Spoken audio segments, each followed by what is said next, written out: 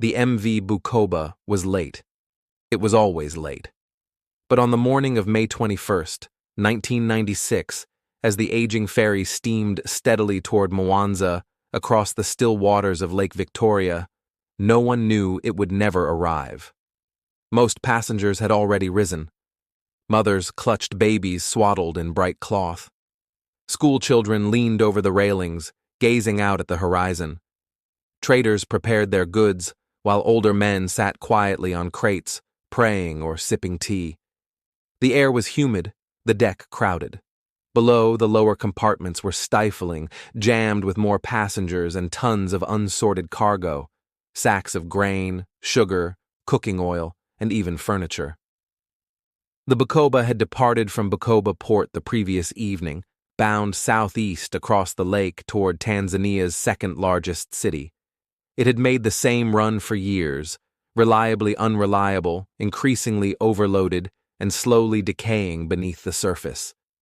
The ship's manifest said 443 people were aboard. In truth, more than double that were packed into its decks and holds. Some said it was closer to 1,000. Just before 8 a.m., less than 30 minutes from port, the Bukoba lurched.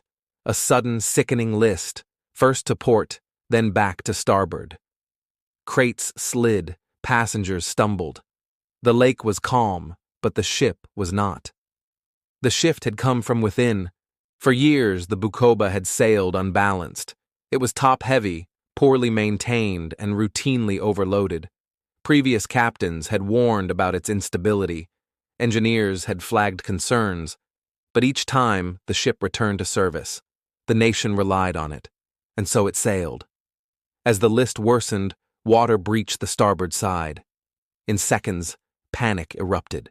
People screamed, rushing toward the higher side of the ship. But this only accelerated the roll. The vessel groaned under the weight shift, and then, without warning, it capsized completely. It happened so fast that hundreds were trapped inside as the ship rolled.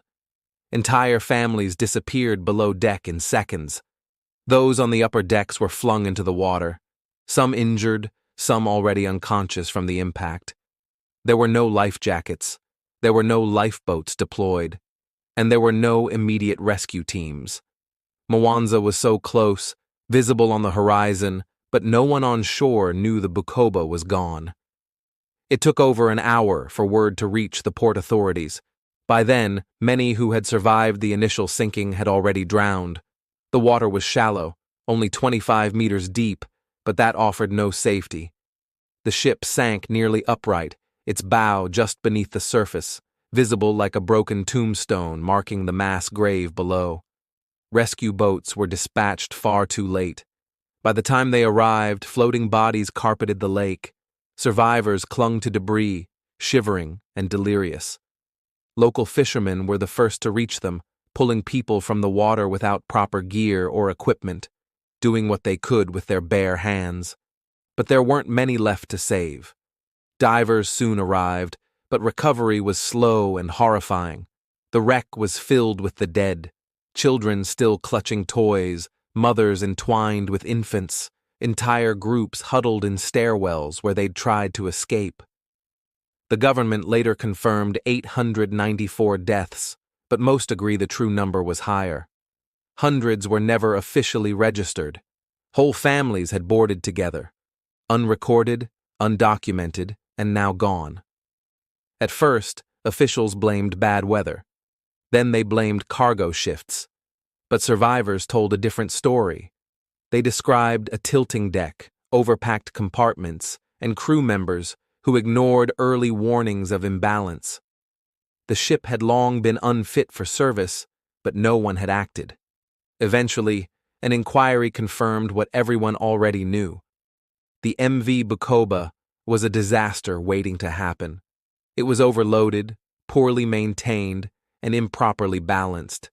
The captain and senior crew had drowned with the ship. The few surviving staff were never formally charged. What followed was silence. There were no nationwide reforms, no sweeping transportation overhaul. Some compensation was offered to families, but little else. The wreck was partially salvaged, but much of it remains beneath the lake to this day, along with the bodies that were never recovered. On the surface, life went on. Ferries continued to run. The lake returned to its still, glassy calm. But beneath the waters of Lake Victoria, the Bukoba rests, a rusted tomb holding the weight of a government's neglect, a ferry company's greed, and 1,000 unspoken names that should have never died so quietly. Thank you for listening to Road to Ruins. Subscribe for more true stories where systems fail and people pay the price.